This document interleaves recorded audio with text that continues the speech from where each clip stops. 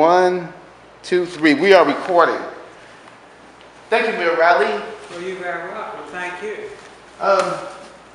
Dear Mayor Riley, I'd like to call you calm in the eye of the Hurricane Joe Riley. Thank you for allowing me the opportunity to exercise my freedom of speech in peace. I love speaking at City Council, placing myself in the historical records of the City of Charleston. Thank you for this excellent forum. Thank you for the awesome letter that you wrote to my mother, Carolyn Polite Chisholm, for her service on the Charleston County School Board. Your very eloquent letter thanking her for her service still makes her feel very special to this day. And I've learned that love is not what you give to the people that you admire. You give love to the people who make you feel special, Mayor Riley. So I thank you for making me and my mother feel special.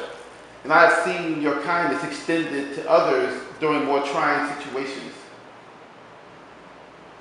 Hurricanes are known for having an eye in the storm. The eye is calm in the center of chaos. You, Mayor Riley, exhibit the same calmness in your personality. I like to call you calm in the eye of the Hurricane Joe Riley. Mayor Riley, you are calm in the eye of criticism, calm in the eye of adulation, and on September 21st, 1989, you were calm when Hurricane Hugo had his eye on Charleston, South Carolina. Calmly, you called your staff together and you told them to call the cities in the Gulf to find out how they handle Camille. And not only are you calm in the eye of the hurricane, you're also very decisive. You found out that quickly rising water is a killer. You wanted something out of the citizens, but you didn't want fear, you didn't want panic. I think you wanted action. The evacuation had begun calm in the eye of the Hurricane Joe Riley. You and your staff boarded up City Hall with the local and national media present to show the people of Charleston a good example. Hurricane Joe Riley, you knew that it was going to be serious. You knew that it was an opportunity to serve the citizens. You told your staff that this is the time that the citizens will need us the most. You calmly told your team, we have got to do better than any other city has ever done. This is with no roof on City Hall. Always calm, Joe Riley. You started calling plays general in battle. You wanted general in battle. You would not allow them to, even though you all were exhausted, you would not allow your team to let up. After the hurricane, you called the common mayor. They got back to you wanting to know how to help. And in summation, help build Charleston into a world-class. I understand why you are the most loved politician in America. I do not want you to retire. I want you to take a little time off with your family and friends. Then I pray that you use all your superpowers to help the homeless and the poor. I know that how your leadership helped the region before, during, and after Hurricane Hugo. So I'm asking you, please don't retire. The homeless are experiencing an economic hurricane right now, and they need the calm, decisive leadership that only Mayor Riley can provide. Help calm the current economic storm that our city is being challenged with. The poor, the homeless have need of you. So, Mayor Riley, I know whatever you decide to do, that the best years of your life are still ahead of you. Well, I'm so honored. Thank you very much. Thank you very much, Mayor Riley. Thank you. All right.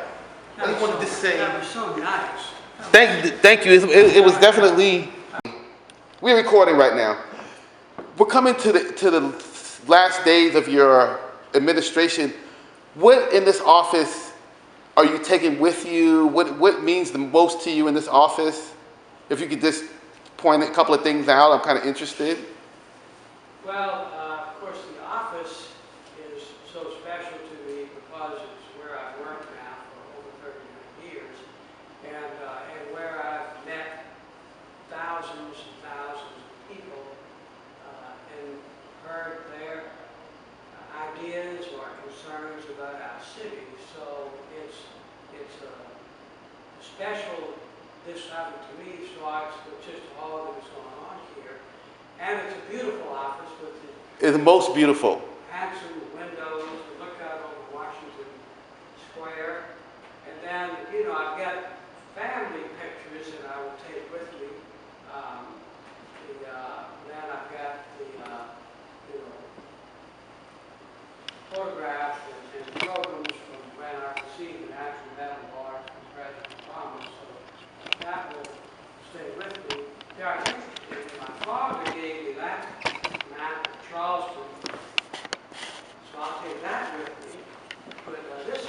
was given kind of a mirror of that map by a citizen. It was given to the city on the condition that it stay in the mayor's office. So I've got that written on the back of the frame, so if the next mayor doesn't want that, then it'll go back to the owner, Mr. McGee. And so then there are lots of photographs and personal mementos and lots of awards here. I really haven't figured out whose is whose, whether some were presented to me, like the Verna Award and the J.C. Nichols Award, and some, I think, to the city. So I tell you, one of my problems is this. I do not know when I'm going to have time between now and the 11th Yes. of next year to figure all this out. So I'll probably be burning some midnight oil Yeah. in boxes. Well, let me know if I can help I you. can't take any time off to attend to that because I've got so much city business to do. Yeah, so it's definitely going to be a transition period. I wanted to say another thing I want to ask you about while my time is short. You had mentioned the speakers who talked too long during city council last time. I was thinking you need to get some water pistols. So That'll get their attention. yeah, so when they go over too long, you know, you can just shoot them with a water pistol. But then I thought maybe that might be too much. But you ever seen Live at the Apollo when the guys come out with the broom and sweep the stage off? So you can do that. Mayor Riley, thank you very much. Thank you so much. All right. We would prefer that we're not in here. Yeah, I don't want to be in here. Okay, Mayor Riley, I'm going to leave you with the camera. I just want you to talk about your office. Please, move the camera around, point it to where you want it, and just talk about your office and what you're going to miss when you Let me leave. ask you this, can that tripod get taller? Sir? Can the tripod get any taller than? Yes, sir.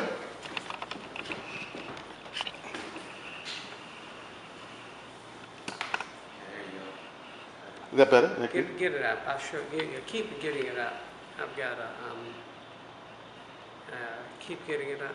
I've got arthritis in my neck, so I want to do what. Oh, okay, I got you. Yeah, okay, Okay. all right. So then this moves around? It's ready to turn whichever way you want, or you can just pick it up and turn it whichever direction you want. It'll turn, okay, all right, All right? I'll be out there. all right. Yes, You we're can gonna be be in out there. here. Let us know, I guess. Well,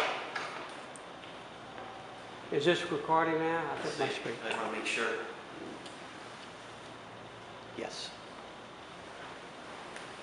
Well, this would be the view of people sitting in my office talking to me, and then if I turn my chair around, look out at Washington Park, which is very peaceful and reposeful, and often during complicated times or troubled times or work on something important, we just turn around and look out there. It's very restful. And then I have in my office many photographs of my family. You can see over there pictures of our sons, and then I've got pictures of city council. And then, of course, I've got a photograph of Mother Emanuel.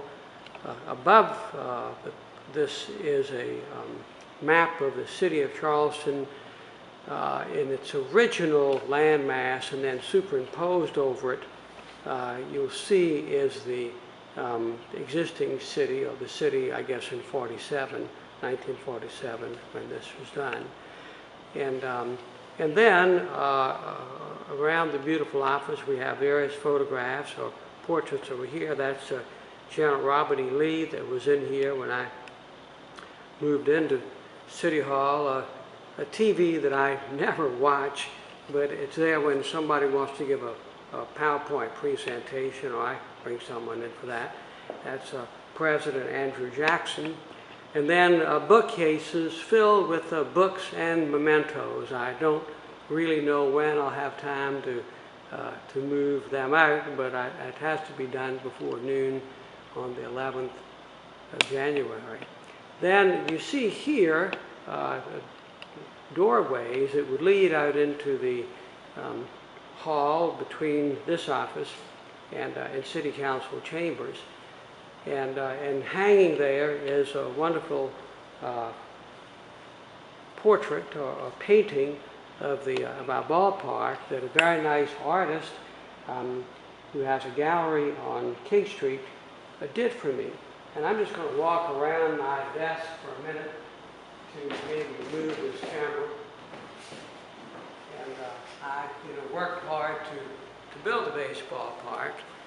And then right below it is a model of the International African American Museum that I use. I have many people in here that I'm seeking to get to give donations to the park, to the museum, and then those are easels with various renderings of components of it.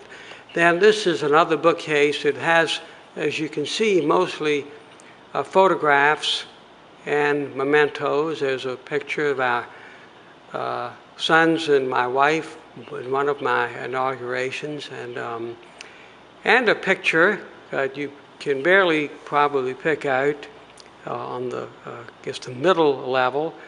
At my last re-election celebration, I was seated next to my dear friend, former Senator Herbert Fielding, and in my lap was my granddaughter, Mary Gale. This is the 1st of September, and last month Senator Fielding died. He had asked me and made the request that I speak at his wake services, which I proudly did. And other pictures of my family in there. You see a picture of me with Venus Williams at the Family Circle Cup, and she, as I speak, is working to complete the Grand Slam of women's tennis. Then you have in the corner below a picture that was in the newspaper of Bill Murray picking me up after throwing out the first pitch at opening night of the River Dogs a few years ago. Medals, badges of the police department gave me. Those are all the badges of each rank. There's a memento of my support for our police department. And then, of course, the wonderful portrait of Dr. King. You see there standing in the background of the huge crowd that was there when he spoke on August the 28th, 1963. A speech, as I have a dream speech, that changed our country. And then that's the door leading out to the office where visitors wait to meet with me. And then I've got a reading desk and a signing desk there. It helps me not to be seated all day, which isn't good for my situation, my back. And then you see the program framed in pictures of me when I received the National Medal of Art presented by President Obama, and a picture of me with President Obama in the White House when that was occurring. And then around to the right is another map of the city, kind of similar to the one in theme that you saw early. And this was one of the city of Charleston done in the very early 1800s. And it shows the original, high ground, if you will, of the city and various parts of the city then that had been developed. And then you see pictures of friends. There was a lady in the bottom left who was, her daughter's a school teacher. And I'm very impressed by the story of that mother raising wonderful children. She visited me one day. A picture of David Agnew, who worked with me in this office, and he's in the White House. He worked for President Obama. Another picture of my granddaughter and me. Then you've got my grandson and his daddy, and various pictures of him and my granddaughter. So that's a panorama of City Hall. my office in City Hall.